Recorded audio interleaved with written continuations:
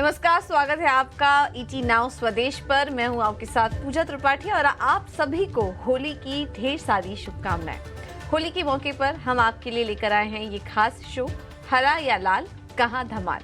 इस खास शो में हम आपको अगले आधे घंटे में 20 शेयर्स बताने वाले हैं, जिसमें जनवरी से लेकर अब तक या तो इन पर गहरा हरा रंग चढ़ा है या फिर गहरा लाल रंग चढ़ा है। लेकिन इनमें आगे क्या करना चाहिए? अगर कोई शेयर काफ़ी शानदार तेज़ी वहां पर देखने को मिली है तो क्या अभी भी उसमें एंट्री करने के मौके हैं, या फिर कोई शेयर बहुत ज़्यादा टूट चुका है तो अब उसमें आपको क्या करना चाहिए?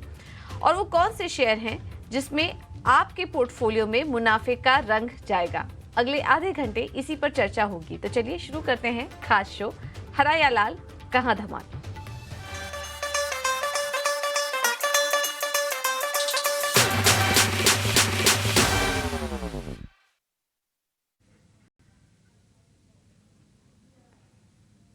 और इस खास शो में हमारे साथ मौजूद हैं एनॉक वेंचर्स के एमडी और सीईओ विजय चोपड़ा और ट्रैककॉम स्टॉक ब्रोकर्स के डायरेक्टर पार्थिव शाह हमारे साथ जुड़ चुके हैं।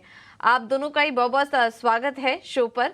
और सबसे पहले तो होली की भी ढेर सारी शुभकामनाएं। और विजय जी, पार्थिव जी, शो शुरू करने से पहले स्टॉक्स पे तो हम चर्चा करेंगे ही, लेकिन उसके पहले हम ये जानना चाहेंगे कि अब होली आने वाली है तो क्या प्लान्स हैं आपके, किस तरीके से सेलिब्रेट करने वाले हैं? विजय जी, आप बताइए क्या प्लान है इस बार होली के? मेरा तो हमेशा एक ही प्लान रहता है, मैं फैमिली के साथ रहता हूँ और मुझे लगता है सबसे उत्तम समय जो आप बिता सकते हैं वो फैमिली के साथ है, जो आपके लव्ड वंस हैं उनके साथ है। और मेरी खैर हमेशा से आदत रही है that I spend time with my daughter, और अपने माता पिता के साथ, वाइफ के साथ, बच्ची के साथ मैं समय बिताता हूँ। और क्योंकि जनरली हमें समय मिल नहीं पाता ज़्यादा फैमिली के साथ बिताने के लिए, तो जब छुट्टियाँ होती हैं, फेस्टिवल्स होते हैं, तो यही सबसे उत्तम चीज़ मुझे नज़र आती है कि rather than going around and पूरी दुनिया में घूमने से अच्छा अपने घर में रहिए, अपने उन लोगों के साथ रहिए, सबसे ज़्यादा आपके लिए महत्वपूर्ण है। बिल्कुल, त्योहार तो मौके ही होते हैं अपने परिवार वालों के साथ, अपने दोस्तों के साथ समय बिताने का। रूटीन जो जिंदगी चल रही होती है, त्योहार एक सबसे अच्छा मौका होता है। और भारत देश में तो होली दीपावली बड़े पर्व होते हैं हमारे देश के, तो काफ़ी अच्छा मौका भी मिल जाता है अपने परिवार वालों के साथ टाइम स्पेंड करने के लिए, उनके साथ एंजॉय करने के लिए। और घर में तरह तरह की तैयारियां भी हो रही होंगी। पार्थिव जी, आपके घर किस तरह की तैयारी चल रही है होली पर? Yes absolutely. इस बार थैंक्स टू द फैक्ट कि होली का जो हॉलिडे हमारे मार्केट्स के लिए वो एक लॉन्ग वीकेंड लेके आया है, तो that is always very exciting. तो सैटरडे संडे तो एक शॉर्ट वेकेशन ट्रिप कर रहे हैं फैमिली के साथ, और फिर जो मंडे जो होली का पर्व है उस टाइम आई थिंक फ्रेंड्स और फैमिली मिलके अच्छी तरह से मनाएंगे। आई थिंक वो खुशी का माहौल ही अलग होता है, सब गेट टुगेदरिंग होती है और अच्छा खाना खाते हैं, तो it is a good good way to celebrate. तो लुकिंग फॉरवर्ड टू। बिल्कुल, ये आपने अच्छी बात कही कि इस बार लॉन्ग वीकेंड है होली पे, तो उसके लिए भी समय मिल जाएगा प्रॉपर तरीके से प्लानिंग करने के लिए, होली सेलिब्रेट करने के लिए अपने परिवार वालों के साथ, अपने दोस्तों के साथ। तो उम्मीद करते हैं इस होली में आप भी अपने परिवार वालों के साथ ये त्यौहार धूमधाम से मनाएं। और त्योहार तो मनाना ही है, लेकिन ऐसे में ईटी नाउ स्वदेश कुछ खास पेशकश भी आपके लिए लेकर आ रहे हैं। और इस शो में हम बात करेंगे उन स्टॉक्स के बारे में। देखिए, कमाई का मौका भी नहीं छूटना चाहिए। कमाई की बात हर समय, हर त्योहार, कोई भी पर्व होनी ही चाहिए। और अगर उसमें मुनाफा आपको मिल जाए तो फिर त्योहार का सेलिब्रेशन और दोगुना हो जाता है। और ऐसे में हमारी एक्सपर्ट आपकी मदद करेंगे। तो चलिए शो की शुरुआत करते हैं। और जैसा कि हमने आपको बताया कि शो में हम उन स्टॉक्स पर फोकस कर रहे हैं जिन्होंने 2024 में, यानी कि जनवरी से लेकर अभी तक शानदार रिटर्न दिए हैं, शानदार तेजी देखने को मिली है।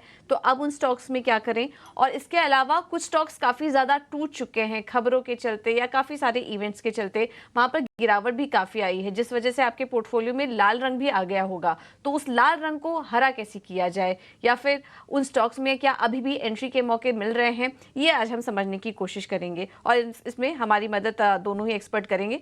तो चलिए सबसे पहले शुरुआत करते हैं एक स्टॉक से जिसने की सबसे ज़्यादा तेज़ी दिखाई है। और हम फोकस यहाँ पर कर रहे हैं mid cap, small cap company कंपनियों पर हम ज़्यादा फोकस कर रहे हैं, जो मिड कैप 500 कंपनियां, वो चुनिंदा स्टॉक्स हम आपके सामने लेकर आ रहे हैं। तो सबसे पहले शुरुआत करेंगे ओरेकल फाइनेंशियल सर्विसेज से।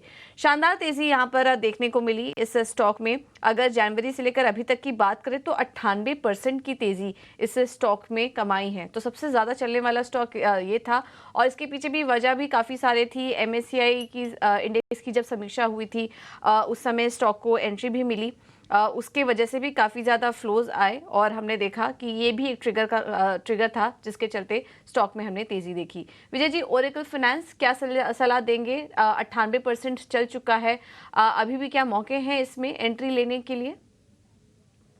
ये स्टॉक मैंने आप ही के चैनल पे करीब करीब 4550 पे रिकमेंड किया था, और डिप्पी थे शो पे उस दिन। और मुझे लगता है कि यहाँ से थोड़ा बहुत और हो सकता है, आपको करीब करीब 8800 700 तक जाता हुआ दिखे, मगर वहां पे एग्जिट करना चाहिए। टेक्निकल चार्ट्स पे एक गैप है बहुत बड़ा, और ये एक लगभग एक सिद्धांत है कि गैप भरने के लिए स्टॉक्स आते हैं नीचे। हालांकि कंपनी में कोई भी दिक्कत परेशानी नहीं है, मगर फिर भी एक टेक्निकल करेक्शन मुझे दिखाई देता है स्टॉक में। तो अभी आप जैसे ही ऊपर जाता रहता है 8600 8700 पे, आप इसको बुक करके मुनाफा बांधें, और फ्रेश पोजीशंस के लिए थोड़ा सा इंतजार करें, और जब ये करेक्शन हो जाए तब इसमें आप खरीदारी करें। ठीक है, तो करेक्शन में एंट्री करने की सलाह है ओरेकल फाइनेंस में, और जिनको मुनाफा हो रहा है उन्हें अपना मुनाफा भी बुक कर लेना चाहिए।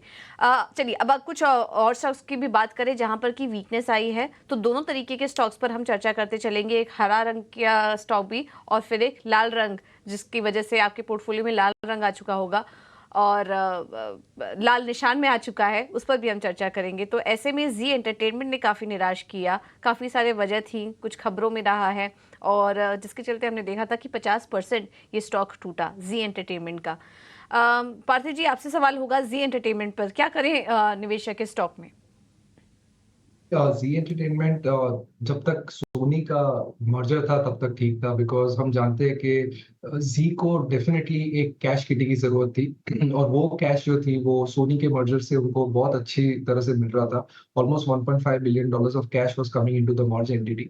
लेकिन अभी जिस तरह की कंट्रोवर्सी चल रही है, वेदर इट विल हैपन और नॉट, तो आई थिंक उसके वजह से इन्वेस्टर का सेंटिमेंट काफी स्पूक हुआ है। प्लस हमने देखा है कि बड़े बड़े दूसरे ग्रुप्स जैसे कि अंबानी ग्रुप है, अदानी ग्रुप है, उन्होंने काफी बड़ी मीडिया डील्स ऑलरेडी की है।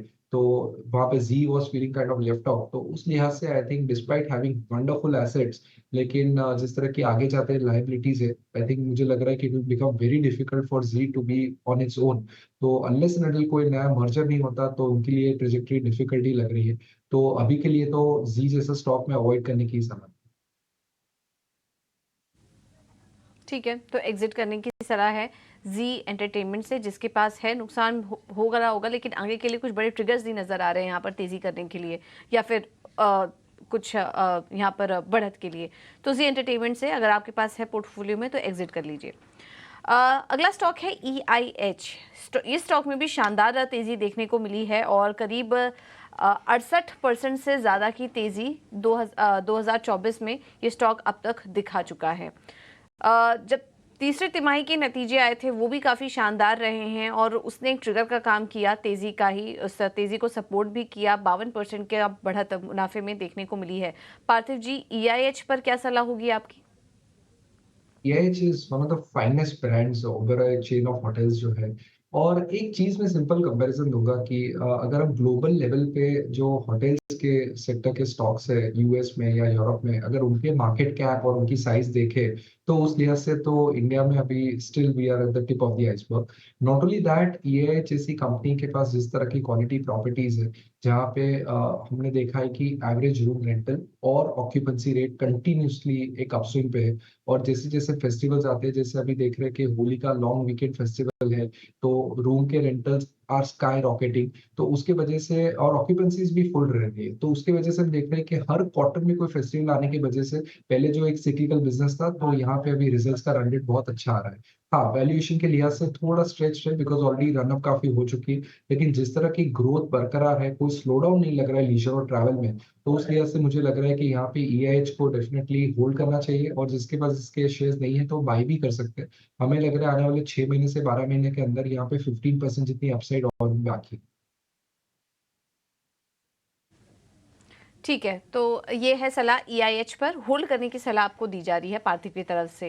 अगला स्टॉक होगा आईएफएल फाइनेंस का और यहाँ पर हमने देखा कि भारी गिरावट देखने को मिली। ऑफ कोर्स खबरें भी थी यहाँ पर, खबर के चलते हमने केवल 12 सेशन में देखा कि स्टॉक 40% से ज़्यादा टूट चुका था।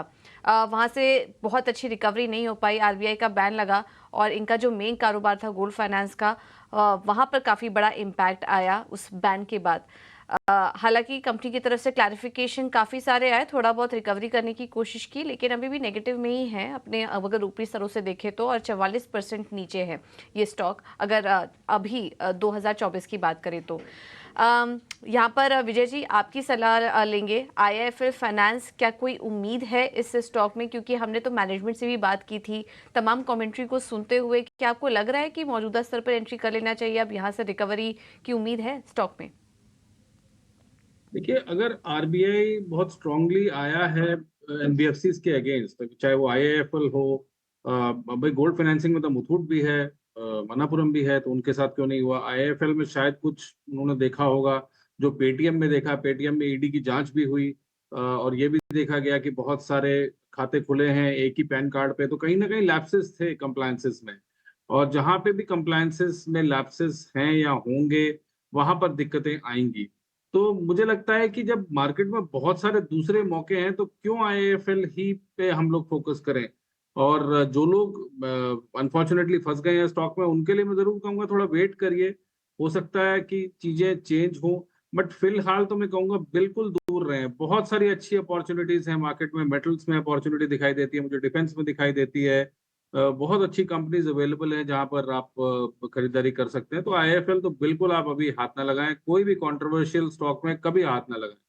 और ये अनफॉर्चुनेट होता है कि जो रेगुलेटर है कई बार इतना स्ट्रांगली आते हैं, तो स्टॉक्स कई बार रिकवर कर जाते हैं, कई बार नहीं भी कर पाते। तो why to take a chance? तो फिलहाल तो मैं यही कहूंगा कि अवॉइड करें आईएफएल फाइनेंस को। राइट, बिल्कुल सही बात है। आईएफएल फाइनेंस को फिलहाल अवॉइड करिए क्योंकि काफ़ी कंट्रोवर्सी में रहा है और जब तक वहाँ पे ठीक तरीके से कुछ क्लैरिटी नहीं मिल जाती तब तक इस स्टॉक से दूर ही रहिए। तो फिलहाल अवॉइड करने की सलाह है। जिनके पास है, कोई भी उछाल मिले निकलने की कोशिश कीजिए इस स्टॉक से।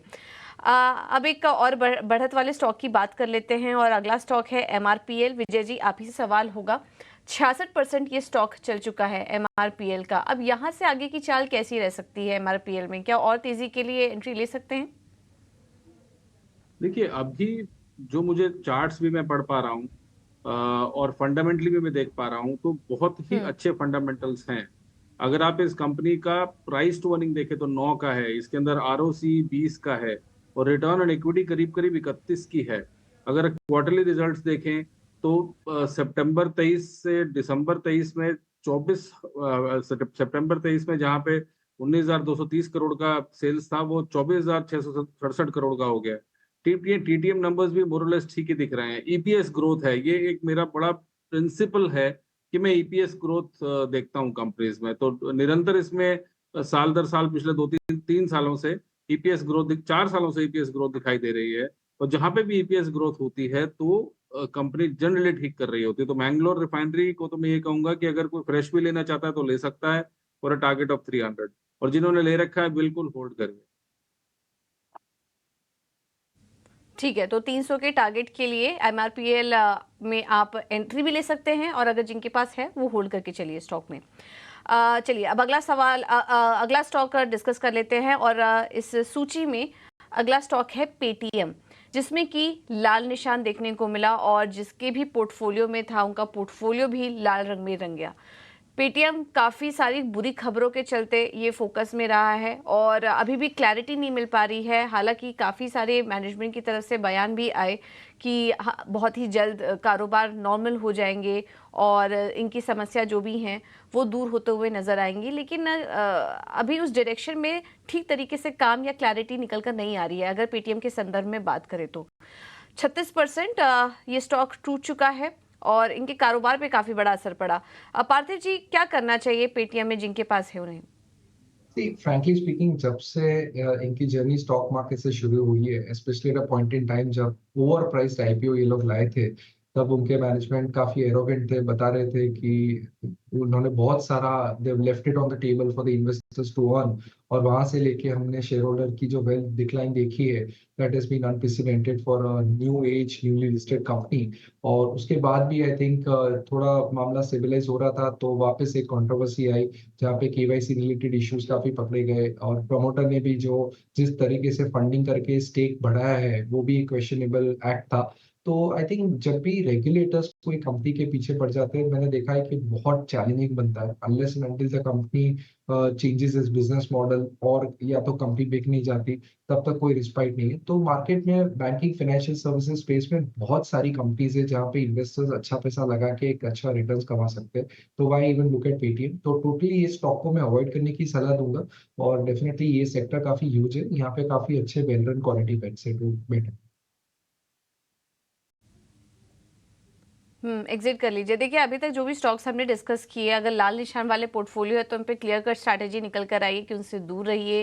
अगर आपके पास है तो एग्जिट कर लीजिए। हरे निशान वाले जो स्टॉक्स थे उसमें आप बने रह सकते हैं और तेजी के लिए, और कहीं कहीं थोड़ा करेक्शन आए तब आप एंट्री भी ले सकते हैं। तो इस तरीके के अभी व्यूज निकल कर आ रहे हैं तमाम स्टॉक्स अभी तक हमने जो चर्चा को आगे बढ़ाते हैं। सूची में काफी सारे स्टॉक्स हैं तो क्विकली हमारे एक्सपर्ट से उन पर सजेशन लेते जाएंगे।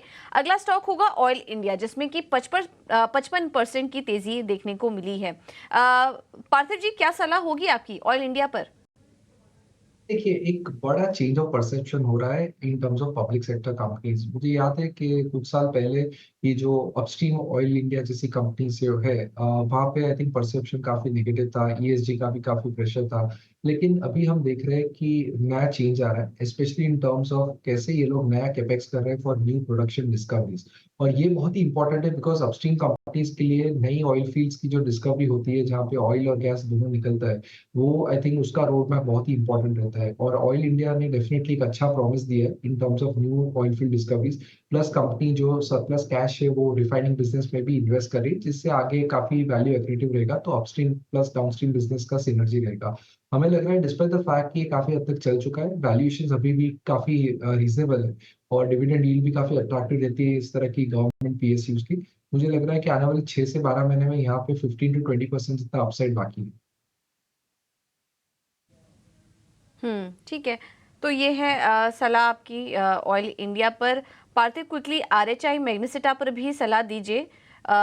ये टूटा है स्टॉक, 31% नीचे आया है। ये ये कंपनी कैसी लग रही है आपको?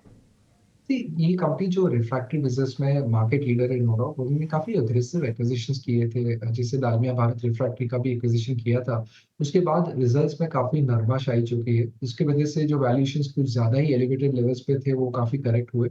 ये कंपनी को हम यहाँ पे खरीदने की सलाह नहीं देंगे, रादर अगर हो पोजीशन तो एग्जिट करने की सलाह देंगे। लेकिन यही स्पेस में वेस्टर्न इंडिया एक शानदार कंपनी है, जहाँ पे वैल्यूएशंस काफी बेटर है और आगे जाते मार्जिन एग्रेटिव बिजनेस मॉडल है, तो वहां पे हम खरीदने की सलाह देंगे।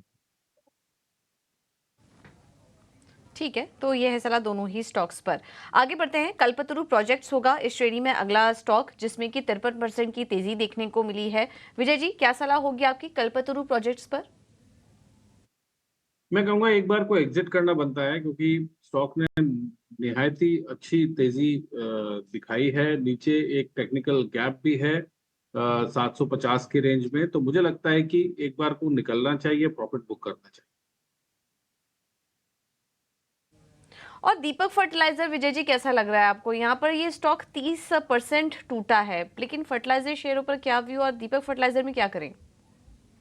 देखिए, मुझे लगता है जितने भी एग्री रिलेटेड या फर्टिलाइजर रिलेटेड कंपनीज थी, बहुत अच्छी गिरावट दिख चुके हैं। 25-30% तो एवरेज हम देख पा रहे हैं कि गिरावट है।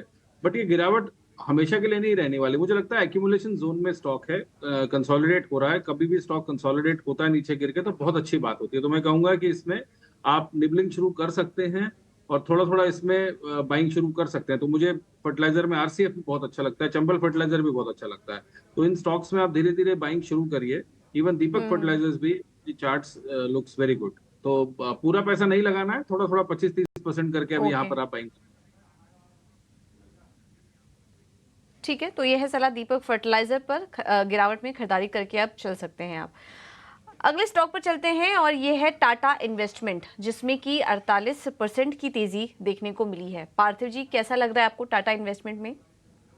यहाँ पे बहुत ही ओवर वैल्यूड स्टॉक लग रहा है, बिकॉज जनरली जो होल्डिंग कंपनीज होती है वो होल्डिंग कंपनी डिस्काउंट पे चलती है, लेकिन ये एक अलग सा केस है जहाँ पे टाटा इन्वेस्टमेंट कॉर्प उसकी जो एनएवी है, net asset value of all it's holding, उससे बहुत ही ज्यादा प्रीमियम पे चल रहा है। और नो डाउट आई थिंक जो बीच में बस था कि टाटा सन्स का लिस्टिंग हो तो उसकी वजह से काफी वैल्यू अनलॉक होगी, लेकिन वो अभी इन द नियर फ्यूचर तो लग नहीं रहा है। तो आई थिंक उस लिहाज से मुझे ये स्टॉक काफी एक्सपेंसिव लग रहा है, तो यहाँ पे मैं एग्जिट की सकता हूँ। ठीक है, एग्जिट करने की सलाह है टाटा इन्वेस्टमेंट से। और वेदांत फैशंस, अगर रिटर्न की बात करें तो करीब करीब 29% की गिरावट आई है वेदांत फैशंस में। पार्थिव जी, ये स्टॉक कैसा लग रहा है आपको? आई थिंक ये इतनी बड़ी करेक्शन का एक ही रीजन था कि पोस्ट आईपीओ आई थिंक जो वैल्यूएशंस थे काफी एलिवेटेड थे, उसके बाद जो एंकर इन्वेस्टर्स है उनकी वैल्यू अनलॉकिंग हुई तो वो भी एग्जिट किए।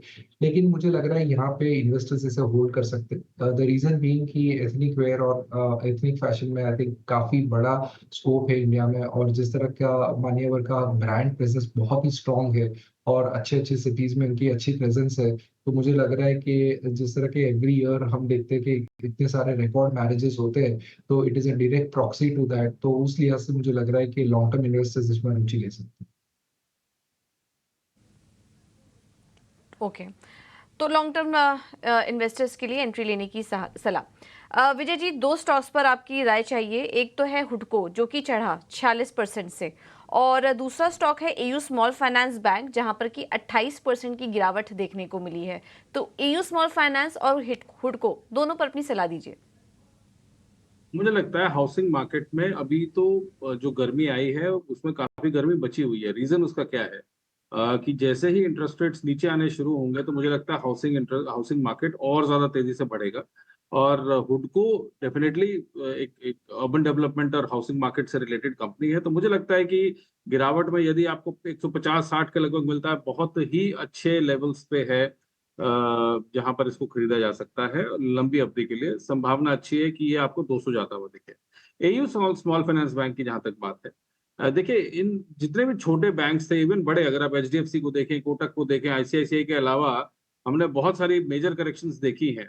एक बड़ा क्लटर्ड मार्केट हो चुका है बैंकिंग का, और यहाँ पर पैसा बनाना, कासा डिपॉजिट्स बढ़ाना, अपने नेट इंटरेस्ट मार्जिन्स बढ़ाना, लोन बुक बढ़ाना without diluting the the importance of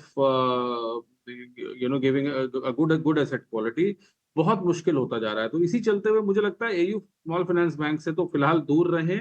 अगर आपको खरीदना ही है तो आप कोटक खरीदें, एचडीएफसी खरीदें, वो ज्यादा बेहतर और सेफर बेट्स हैं rather than AU small finance bank. तो अभी बहुत सारे हाल फिलहाल पिछले 3-4 सालों में स्मॉल फाइनेंस बैंक आए, हमने देखा, मगर कहीं पे भी मेरे को कोई आउट परफॉर्मेंस नहीं दिखाई दी। तो फिलहाल तो मैं यही कहूंगा, अगर आपको रहना है तो बड़े बैंकों में रहें, सरकारी बैंकों में रहें। सरकारी बैंक ज्यादा सेफ लगते हैं। एक बैंक ऑफ इंडिया है जो मुझे बहुत अच्छा लगता है, इंडियन बैंक है अच्छा लगता है, Canara bank, UCO bank, even SBI, यहाँ पे भी बुराई नहीं है। तो आई वुड से कि बेहतर है बड़े बैंक्स में रहे या सरकारी बैंक्स। बिल्कुल। पार्थिव जी, आप भी दो स्टॉक्स पर क्विकली अपनी सलाह दीजिए। कमिंस इंडिया, जिसमें कि 45% की तेजी देखने को मिली, और उसके सामने प्रिंस पाइप्स पर भी सलाह दीजिए, जहां पर की गिरावट आई 27% की। ये दो स्टॉक्स कैसे लग रहे हैं आपको? कमिंस एक यूएस मल्टीनेशनल कंपनी है, और उसकी जो इंडियन सब्सिडरी है वो काफी हद तक जो कैपिटल गुड सेक्टर है उसमें इंजन्स प्रोवाइड करती है। और जिस तरह की इनकी ऑर्डर बुक है, जिस तरह की इनकी ऑर्डर पाइपलाइन है, आई थिंक बहुत ही अपबीट व्यू है। और मुझे लग रहा है क्वालिटी फ्रेंचाइजी है, और अभी भी कैपिटल गुड्स में जिस तरह का कैपेक्स साइकिल है, आने वाले 3-4 साल में मुझे लग रहा है कि ज्यादा कैपेक्स बढ़ेगा। उस लिहाज से एक डायरेक्ट प्रॉक्सी है, तो मुझे लग रहा है कि यहाँ पे 15 to 20% का अपसाइड एक साल में कमिंस में डेफिनेटली लग रहा है। दूसरा जो प्रिंस पाइप है, बेसिकली प्रिंस पाइप में इश्यू इज दैट जो पाइप फिटिंग्स के अंदर उनका जो बिजनेस मॉडल है, वहाँ पे आई थिंक अभी तक हमने देखा है कि मार्जिन एलिवेट नहीं हुए। प्लस हमने ये भी देखा है कि उनकी जो इन्वेंट्री लॉसेस है वो रिपोर्ट होती है। तो I think overall business model is not as good as many other peers. ये सेक्टर में अगर मेरे को और कंपनी चुननी है, तो I would any day go with Astral Pipes और सुप्रीम इंडस्ट्रीज। यहाँ पे जो मैनेजमेंट पेडिग्री है एकदम शानदार है, और काफी शेयर होल्डर वैल्यू क्रिएशन किया है उन्होंने despite multiple challenges of different cycles. तो प्रिंस पाइप से I would prefer supreme industries और एस्ट्रल पाइप। ओके पार्थिव जी, विजय जी, बहुत बहुत धन्यवाद आपका इस खास चर्चा में हमारे साथ जुड़ने के लिए। कुल 16 स्टॉक्स हमने डिस्कस किए हैं। अगर आप वापस से रिव्यू करना चाहें तो इसकी रिकॉर्डिंग आप यूट्यूब पर जाकर देख सकते हैं हमारी इस खास पेशकश की। एक बार फिर से आप दोनों को ही होली की ढेर सारी शुभकामनाएं, और हमारे दर्शकों को भी। और इस त्योहार में हम उम्मीद करते हैं कि आपका पोर्टफोलियो मुनाफे के रंग से भरे और हरे रंग से आपका पोर्टफोलियो गुलजार हो। इसी नोट के साथ मुझे दीजिए इजाजत। नमस्कार।